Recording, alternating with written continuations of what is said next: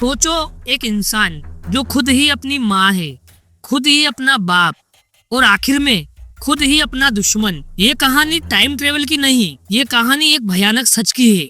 एक secret agent जो time में पीछे जा सकता है, उसका एक ही मिशन है, क्राइम्स होने से पहले उन्हें रोकना।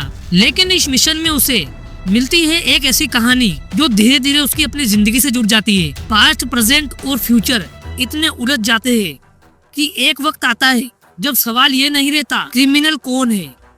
ये कहानी एक ऐसे आदमी की है जो टाइम ट्रेवल करके अपने अतीत में जाता है और वहां जाकर सारी घटनाओं को बदलता है। इस आदमी का नाम जॉन है। जॉन को सन 1992 से 1975 में भेजा जाता है क्योंकि सन 1975 में एक बॉम्ब ब्लास्ट हुआ था जिसमें बहुत सारे लोग मारे गए थे और जॉन को सन 1975 में जाकर उस बॉम्ब ब्लास्ट को रोकना है। जॉन टाइम ट्रेवल के जरिए सन 1975 में आ जाता है जहां पर उसे वो बॉम्ब मिल जाता है जिसे उसे डिफ्यूज करना है। पर इससे पहले कि वो उसे डिफ्यूज करता, यहाँ पर एक और आदमी आता है जो उस पर गन तान देता है। इन दोनों के बीच लड़ाई होती है और इसी लड़ाई के दौरान बॉम्ब ब्लास्ट हो जाता है जिसमें जॉन का सन 1992 से आया उसका पूरा चेहरा जल जाता है। तभी उसके पास एक और आदमी आता है जो जॉन को उसकी टाइम मशीन देता है, जिस टाइम मशीन से जॉन वापस सन 1992 में यानी कि अपने वक्त में आ जाता है। यहाँ पर जॉन का चेहरा जल चुका होता है, इसीलिए उसके चेहरे की प्लास्टिक सर्जरी की जाती है। उसका चेहरा अब पहले की तरह नहीं रहा, वो पूरी तरह से बदल चुका है। जॉन धीरे धीरे पूरी तरह से रिकवर हो जाता है। अब जॉन को उसकी जिंदगी का आखिरी मिशन दिया जाता है। जॉन को सन 1992 से 1970 में भेजा जाता है। वहाँ पर जॉन एक बारटेंडर की जॉब करना शुरू कर देता है। एक दिन उसके पास एक लड़का आता है। ये लड़का और कोई नहीं, खुद जॉन है और यहीं से ये कहानी उलझने वाली होती है। 1970 का जॉन 1992 के जॉन को नहीं पहचान सकता क्योंकि उसकी प्लास्टिक सर्जरी हुई थी जिससे उसका चेहरा पूरी तरह से बदल चुका है, जबकि 1992 से आया हुआ जॉन अपने यंग वर्जन को पहचान सकता है। ये दोनों आपस में बातें करना शुरू करते हैं। वो लड़का जॉन की बातों से बहुत प्रभावित होता है तो वो जॉन को अपनी कहानी सुनाने लगता है। वो कहता है, मेरे माता पिता नहीं है, मैं एक अनाथ हूँ और मैं एक अनाथ आश्रम में ही पला बड़ा हूँ। मेरे अंदर कुछ अद्भुत शक्ति थी, इसीलिए मुझे किसी ने गोद नहीं लिया। मैं पहले एक लड़का नहीं, लड़की थी और मेरा नाम जॉन नहीं, जिन था।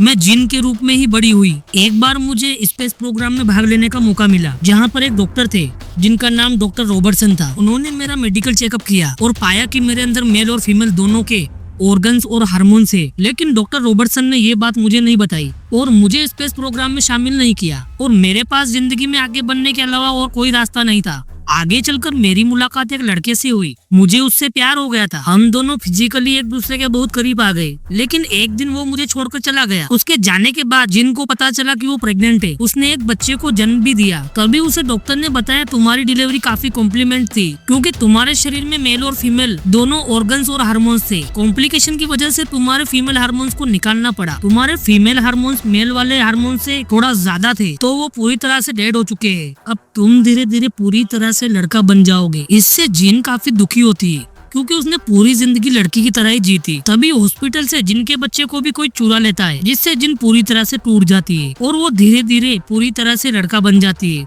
अब कहानी वापस 1970 में आती है। वो लड़का कहता है, तुम्हें मेरी बातों पर विश्वास नहीं होगा। तभी जॉन कहता है, मुझे तुम्हारी बातों पर पूरा भरोसा है क्योंकि जॉन की वो खुद की कहानी थी, वो पहले से ही इस दौर से गुजर चुका है। अब यहाँ से ये कहानी आपका दिमाग घुमा देगी क्योंकि सारी मिस्ट्री सुलझने वाली है। तभी जॉन कहता है, क्या तुम जानना चाहोगे तुम्हें वो आदमी क्यों छोड़ कर गया और तुम्हारे बच्चे को किसने चुराया? फिर जॉन यंग जॉन को टाइम मशीन के जरिए सन 1963 में ले जाता है जहां जीन उस लड़के से पहली बार मिली थी। जीन उस लड़के से मिलती है जिसने हेड पहनी थी। यंग जॉन को समझ आ जाता है, मैं ही वो लड़का हूँ जिससे जिन प्यार करती है, यानी कि जिन ने जिस बच्चे को जन्म दिया है उसका पिता भी वही है और माँ भी वही है। फिर कहानी में आगे जॉन को दिखाया जाता है जो वापस 1975 में जाता है क्योंकि पिछली बार उसने बॉम्ब डिफ्यूज नहीं किया था। जॉन देखता है वहाँ कोई बॉम्ब लगा रहा है और उसका नाम फिजल बॉम्बर है और इन दोनों के बीच में हाथापाई हो जाती है, जिससे सन 1992 से आया हुआ जॉन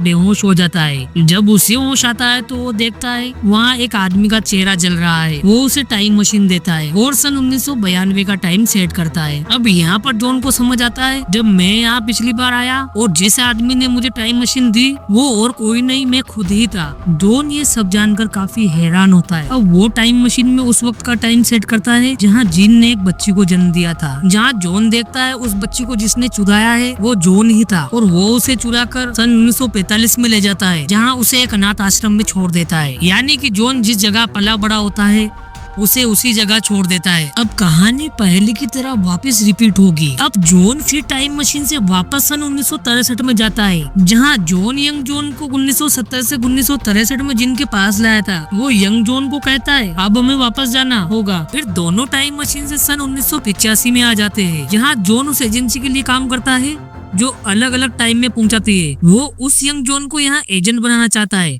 ताकि जॉन अब रिटायरमेंट ले सके। उसके बाद जॉन सन 1975 में चला आता है, जहाँ बॉम्ब ब्लास्ट नहीं हुआ था जिसमें 10,000 लोग मारे गए थे और उसे डिफ्यूज करने के लिए वो सन 1975 में बार बार आता था। 1975 में आने के बाद जॉन टाइम मशीन को बंद करना चाहता है, लेकिन मशीन बंद नहीं होती है, उसमें एरर आने लगता है। वो उस टाइम मशीन में एक लेटर देखता है जो रॉबर्टसन का था। उसमें उस फिजल बॉम्बर की जानकारी थी। जॉन टाइम ट्रेवल करके उस बॉम्बर के पास पहुंच जाता है जो अलग अलग टाइम में बॉम्ब लगाता है। वो उसे देखता है तो उसकी हालत खराब हो जाती है, क्योंकि वो खुद जॉन का भविष्य वाला ही रूप है, यानी कि बूढ़ा जॉन। बूढ़ा जॉन कहता है तुम्हें एक्सेप्ट करना ही होगा कि ये सब तुमने ही किया है। फिर जॉन उस बूढ़े जॉन को गोली मार देता है। लेकिन कहानी यहीं पर समाप्त होती है, परंतु ये समय का चक्र है, इसी तरह से चलता रहेगा।